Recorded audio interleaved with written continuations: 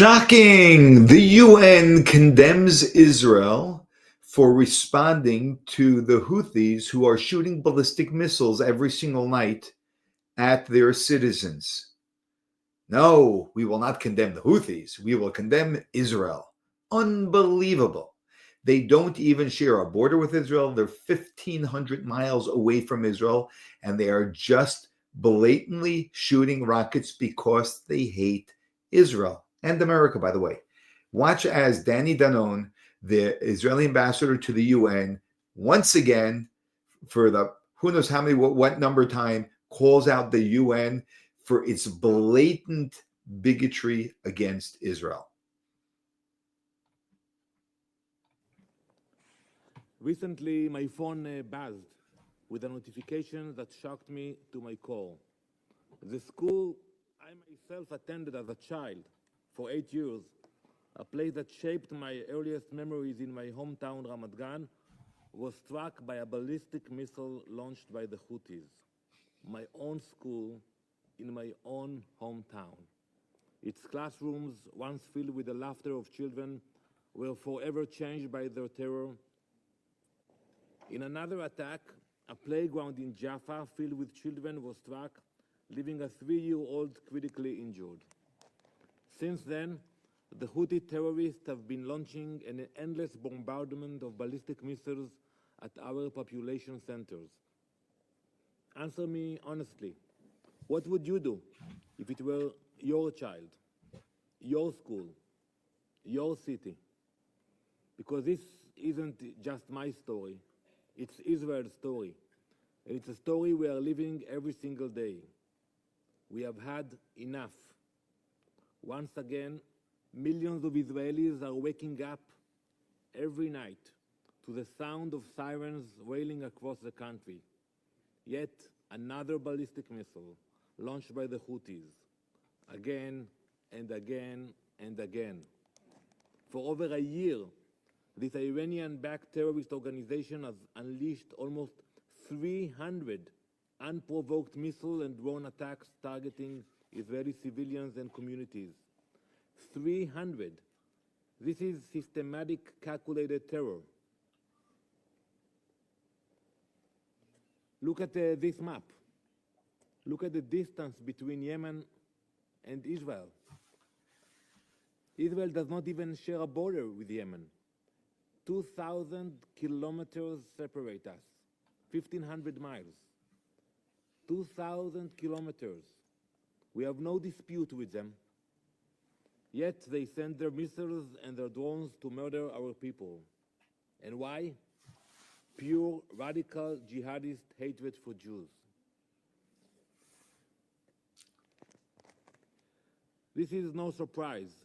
The Houthis proudly present their banner, which contains their slogan, and I quote, you can look at their flags. It's called, God is the greatest, death to America, death to Israel, curse upon the Jews, and victory to Islam. Their violence is rooted in a burning hatred of Jewish life. Under the watch of this council, the Houthis have grown from a terrorist group into a terrorist army, all with the help of their Iranian paymasters.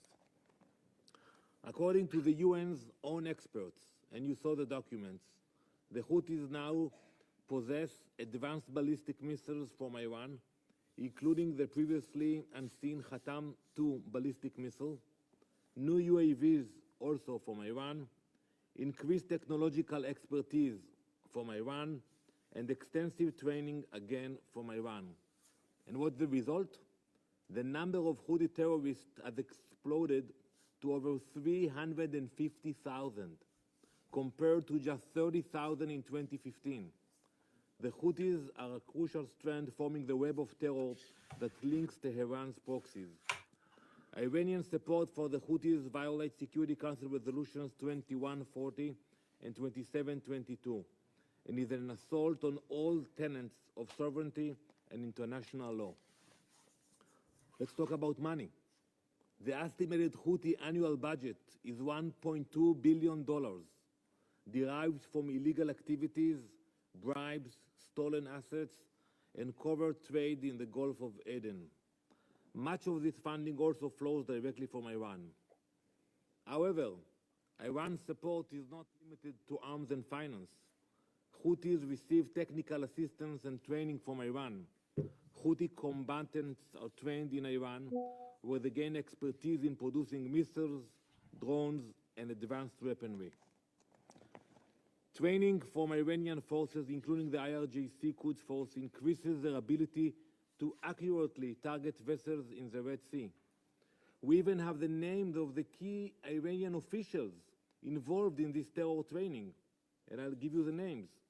High-level Iranian advisors, such as General Rostam Qassami of the Quds Force and Major General Muhammad Ahmad al-Talibi.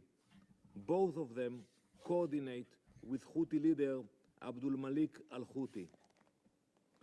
Meanwhile, the UN's failure to enforce its arms embargo has directly enabled the Houthis' reign of terror. Their resilience on maritime supply lines from Iran remains unchecked. We heard about the port of Hodeidah, advanced missile systems, engines, fuel, and warheads are funneled through Houthi-held Red Sea ports. Yet, the UN verification and inspection mechanism has failed in its responsibilities. We are aware of several ships which have docked at the port of Hodeidah this year without any inspection, blatantly violating Security Council resolution.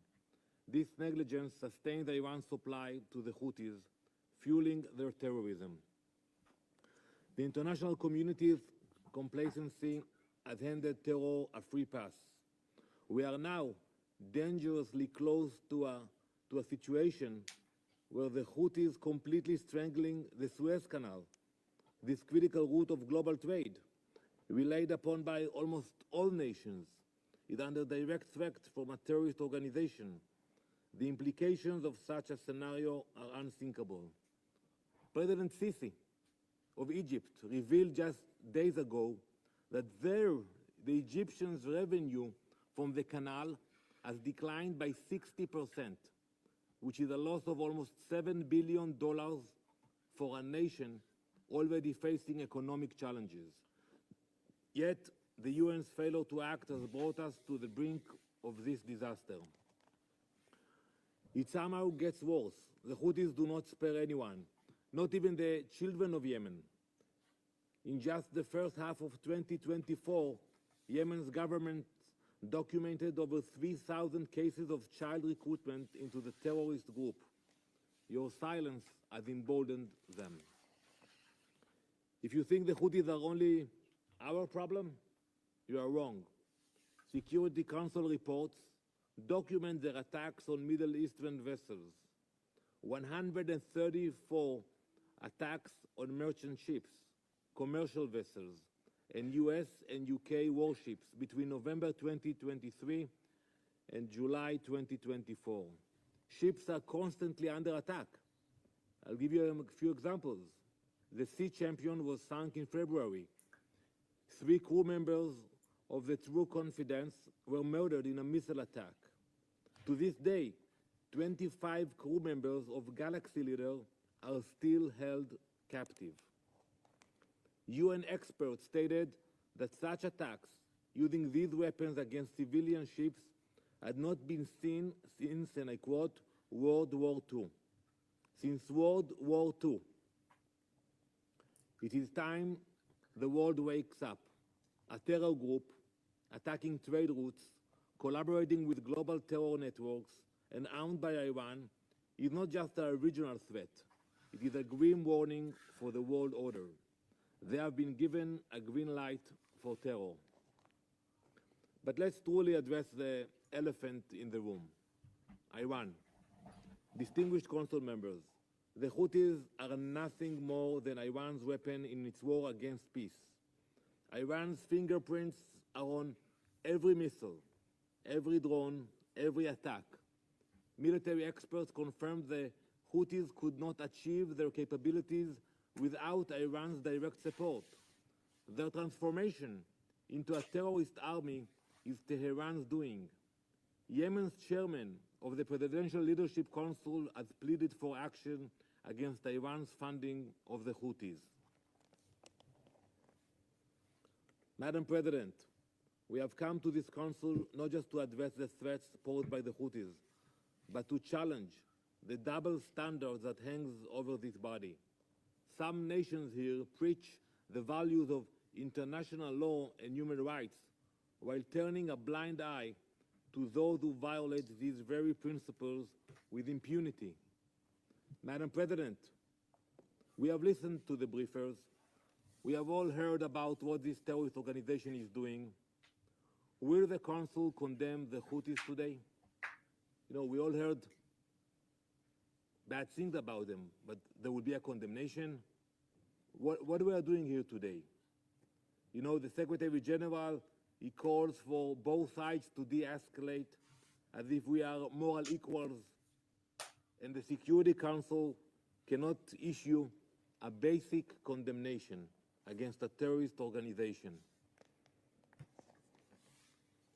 Israel will not wait for the world to act.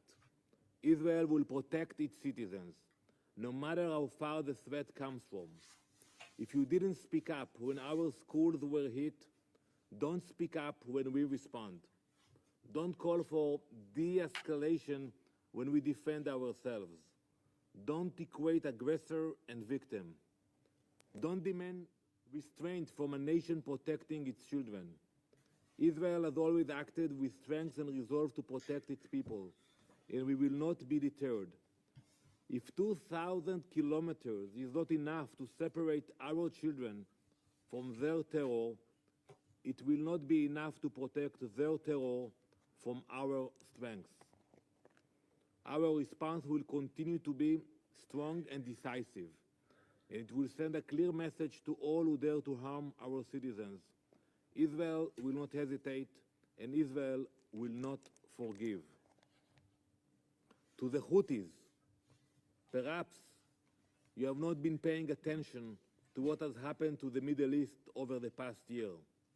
Well, allow me to remind you what has happened to Hamas, to Hezbollah, to Assad, to all those who have attempted to destroy us.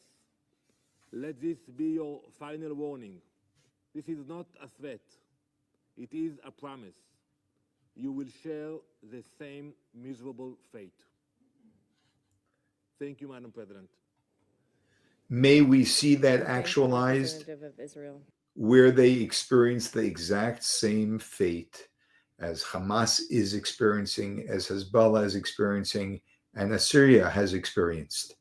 We must decimate evil from this world.